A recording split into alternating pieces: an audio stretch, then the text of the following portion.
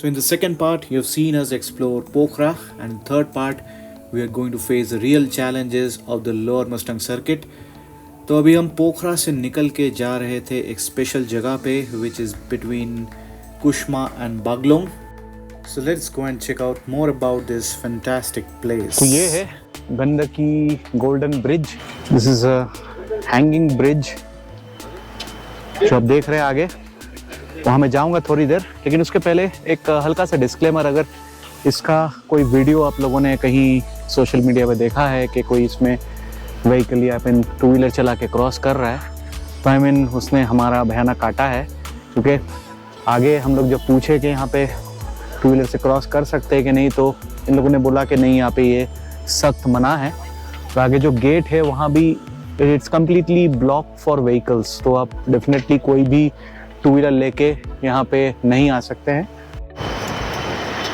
अभी तक हमें नेपाल में वैसे भी उतना भयानक ऑफ रोड नहीं मिला है लोअर मस्टांग में, बट आज आगे चलते ही डेफिनेटली ऐसा कुछ आ ही जाएगा.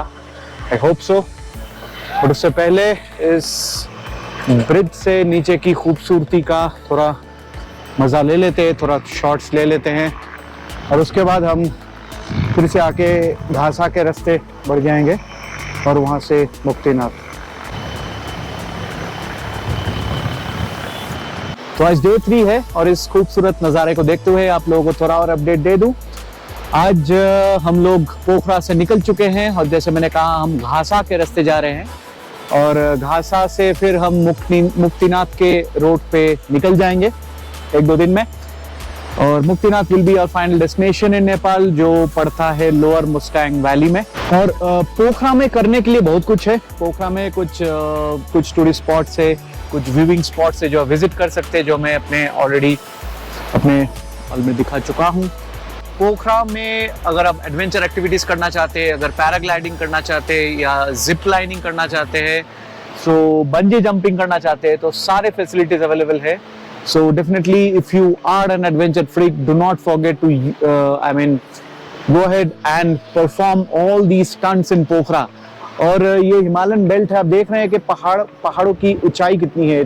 This area is surrounded with lofty mountains. So यहाँ से बंजी जंपिंग या पैरासेलिंग करने में कितना ज्यादा मजा आएगा आप सोच सकते हैं. जो कार्तिक भाई साहब है वो काफी इंटरेस्टेड है ये करने में, and hopefully I think he find some time to do it. अभी जाते टाइम तो हमारे पास उतना टाइम नहीं था, बिकॉज राइडिंग के साथ साथ parasailing, paragliding and all those adventure activities plus trekking वगैरह करना बहुत मुश्किल होता है, because you need to focus mostly on the riding on the trails and all the motorable trails जो हम लोग करने वाले हैं. That's our main focus. And of course ये करते वक्त आसपास में जो खूबसूरत नज़ारे आएंगे उसको डेफिनेटली हम कैप्चर करते हुए आगे बढ़ेंगे, ऑलमोस्ट लाइक दिस. तो अभी वापस चलते हैं. I am not going to the other side of the bridge, I am going back, और उसके बाद अपना राइड हम चालू रखेंगे. Signing off for now, bye. So after having a scrumptious Thakali meal near Beni, the off-road patches began. Nepali meals को थकाली मील भी बोला जाता है.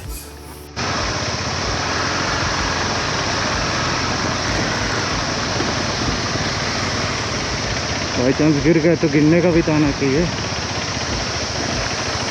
इसी नीचे पत्थर है ना, इसलिए स्लिप नहीं हो रहा. बेनी टू तातोपानी का रूट जैसे आप देख रहे हैं बहुत ही ख़राब है रोड का कंडीशन, लेकिन यही सब ऑफ रोडिंग करने हम लोअर मस्टैंग वैली में आए थे, तो of course this is part of the game. लेकिन आगे जाके थोड़ा इक्वेशन बदल गया. अंधेरा हो गया, रात को कुछ नहीं दिखाई दे रहा था, और बारिश भी शुरू हो गई, रहने का जगह भी नहीं मिल रहा था. तो आगे क्या होता है आइए देखते हैं. उसका कंप्लीट फुटेज में शेयर नहीं कर पाऊँगा because it was raining and we stopped recording. How day 3 evening, day 3 morning में मैं गोल्डन ब्रिज के ऊपर से कुछ बातें कर रहा था, और उसके बाद शुरू हुआ हम लोग का ऑफ रोड का सिलसिला. और हमारे दोनों के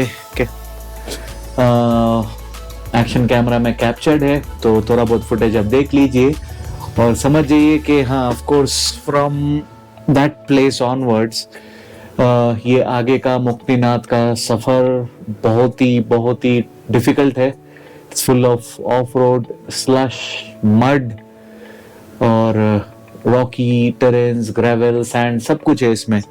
सो हमने बहुत कुछ कैप्चर करने की कोशिश किया है और by evening we were too tired और अंधेरा भी हो रहा था, हल्की हल्की बारिश शुरू हो गई थी, हमें कोई जगह नहीं मिल रहा था. सो इसीलिए हम आके रुक गए हैं इस छोटे से जगह पे. आप देख सकते हैं हमारा राइडिंग गियर्स यहाँ पे सजे हुए हैं और मस्त डेकोरेटेड भी है. सो आफ्टर क्रॉसिंग, वाह वाह वाह, सुंदर एकदम सजे हुए बूट्स. अगर कोई ब्रांड बता पाए इसका. और ये रहा छोटा सा एक कमरा जो हमें हाईवे के साइड में मिल गया. अंधेरा हो गया था, हमें रहने का जगह नहीं मिल रहा था. Suddenly we got this place and this is heaven now. यहाँ पे खाने को मैगी भी मिल गया है, खत्म हो गया खाना, और बस सोने को दो छोटे छोटे कॉट्स, कंबल है. बाहर कड़क की ठंड हो रही है, तो first time we facing really cold climate in Nepal. और जिस दरवाजा खोलते ही ये रहे हमारे बाइक्स. और ठंडा काफी हो रहा है बाहर, हवा चल रही है. एकदम हाईवे के ऊपर ही हम ठहरे हुए हैं. सब कुछ अंधेरा, कुछ भी दिखाई नहीं दे रहा है. यहाँ पे ये कमरा जो है वो seriously it was like a kind of safe refuge for us. जन्नत है हमारे लिए अभी तो. तो ये हमेशा लग्जरी की आदत नहीं होनी चाहिए. कभी कभी बेयर नेसेसिटीज में भी सब कुछ मिल जाता है इंसान को, जब इंसान मुश्किल में होता है. तो बस सुबह उठते ही हम लोग थोड़ा यहाँ पे आसपास हल्का कुछ फुटेज लेंगे और फिर यहाँ से मुक्तिनाथ की तरफ निकल जाएंगे. और 63 किलोमीटर्स है and around 2.5 hours still more to go and complete off road. तो वहां जाके रुकना नहीं है कल, फिर धीरे से अपना वापसी स्टार्ट करना है. तो देखते हैं कहाँ तक क्या कर पाते हम, वो कल ही पता चलेगा. तो या keep tuned in to live postcards. कल मिलते हैं सुबह. बाय. Day 4 morning. यही वो छोटा सा हट है जहाँ पे रात को हमें जगह मिल गया था. और यही है बाबू भाई का संडास, सार्वजनिक संडास. आगे कंप्लीट ऑफ रोड और हम अभी पैक करके यहाँ से निकलेंगे. The Himalayan view was greeting us and few small patches of good road to sail through. मैं वही ये फोटो खींच रहा था थोड़ा.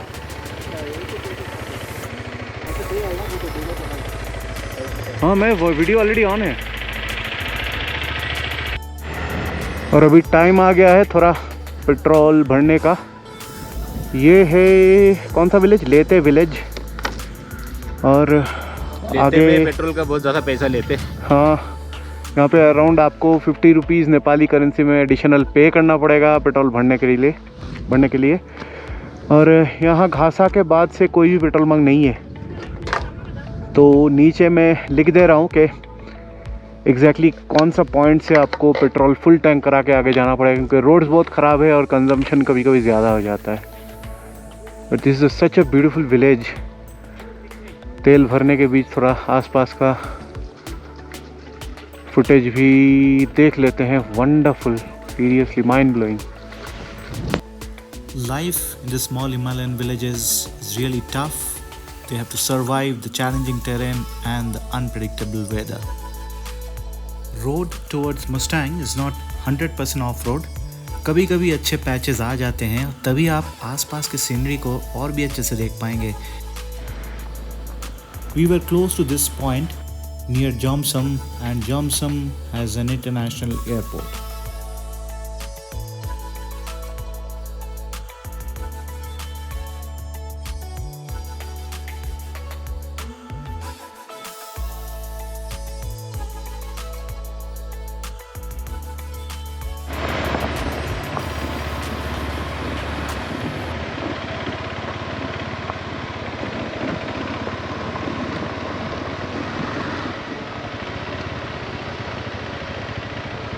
हाँ ऊपर ही आप भी नहीं आ गए।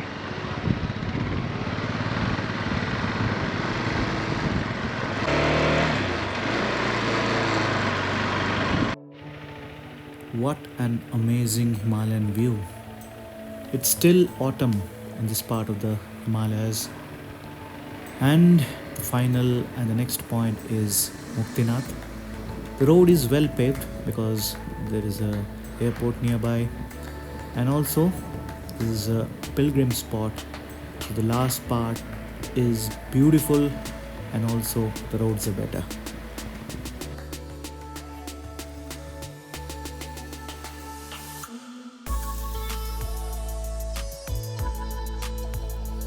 नेपाल में हमें हर जगह पे नॉनवेज मिल रहा था और ठंड में अपने आप को गर्म रखने के लिए मिल रहा था रम।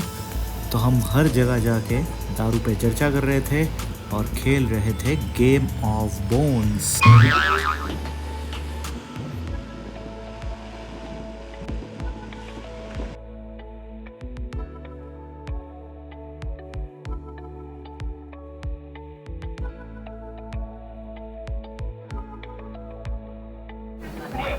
फाइनली हम मुक्तिनाथ पहुंच गए। That's the end of our trail for lower Mustang in Nepal. ये है छोटा सा मुक्तिनाथ शहर, टाउन जो भी आप बोल सकते हैं। And view is excellent.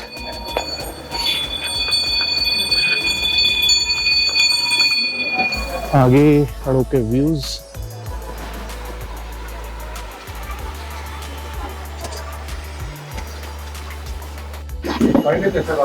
तभी हम यहाँ पे खाना पीना किए हैं इस होटल में।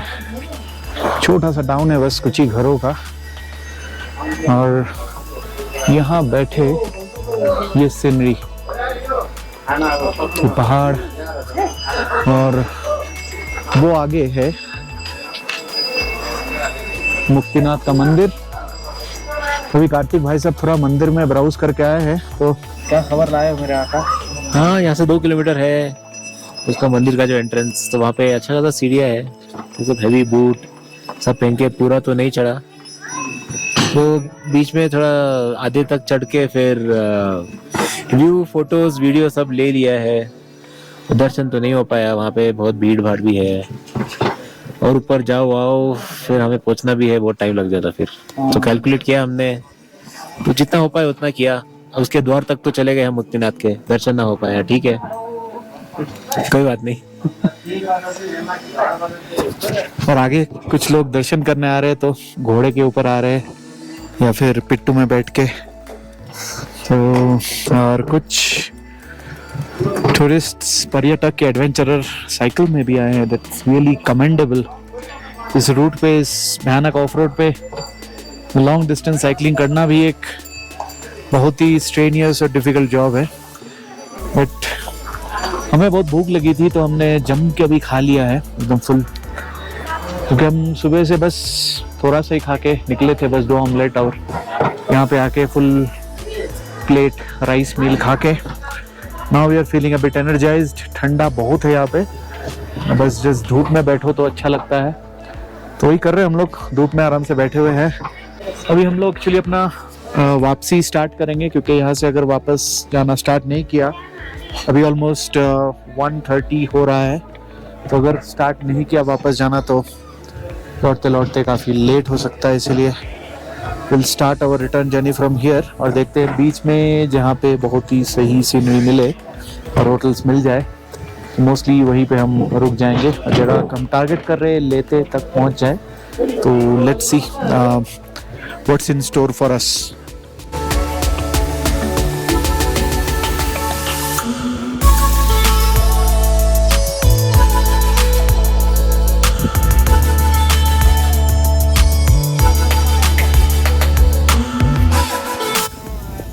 मुक्तिनाथ के बाद कोई रोड नहीं है, this is the end point of lower Mustang. और वो देखने के बाद हमने अपना रिटर्न जर्नी भी चालू कर दिया। लेते विलेज तक जाने का हमारा प्लान था। It was mid afternoon and we need to head back and reach before sunset. तो आज डे 4 है, एंड ऑफ डे 4।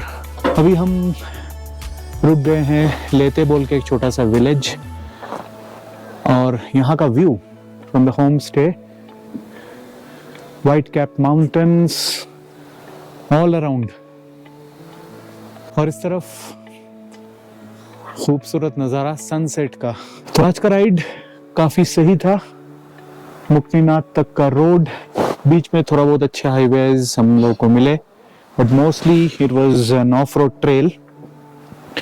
और KTM 390 एडवेंचर वर्सेस हिमालयन, जो दोनों बाइक्स हम लोग यूज़ कर रहे थे आज के राइड में, उसके ऊपर भी मैं डेफिनेटली आपको डिटेल शेयर करूंगा कि how both the bikes perform. Of course Himalayan is more into off roading, is more into trail riding, so Himalayan का परफॉर्मेंस डेफिनेटली और भी अच्छा था।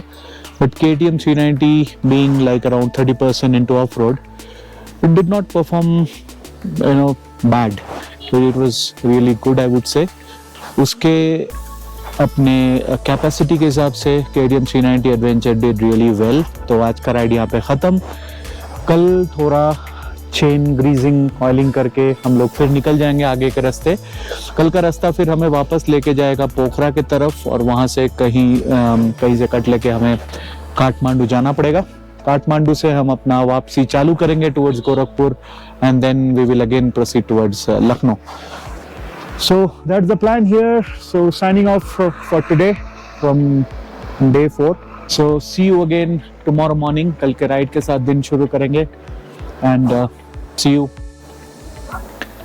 और एक इम्पॉर्टेंट न्यूज़ आज दे दूं कि कल रात को नेपाल में अर्थक्वेक हुआ था, 6.4 रिक्टर स्केल मैग्नीट्यूड था उसका।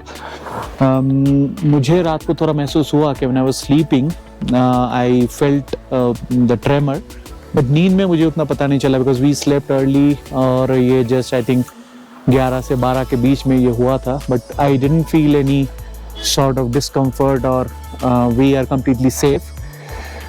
आज का पता नहीं आज हम लोग जहाँ पे है, और वेदर आफ्टर आई मीन कुछ और भी ट्रेमर्स आज फील होंगे कि नहीं, we are not sure, but that doesn't stop us from completing a ride.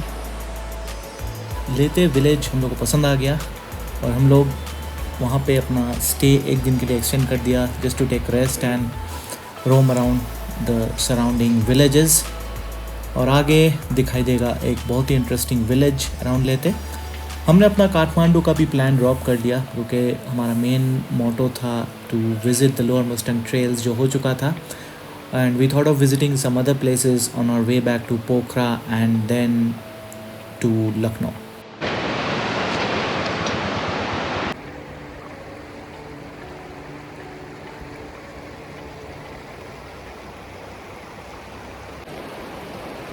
और ये है तिती विलेज, नेपाल का एक one of the remotest village. खूबसूरती में तो डेफिनेटली कोई कमी है नहीं यहाँ पे, कहीं भी जाओ it's a wallpaper landscape, and this is the river.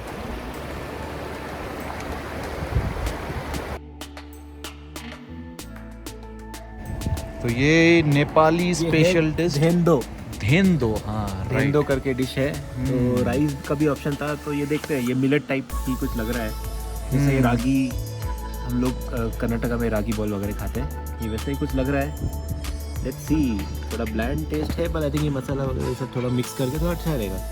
हाँ, for a change let's try, let's be a Nepali when in Nepal at least for a day. Yo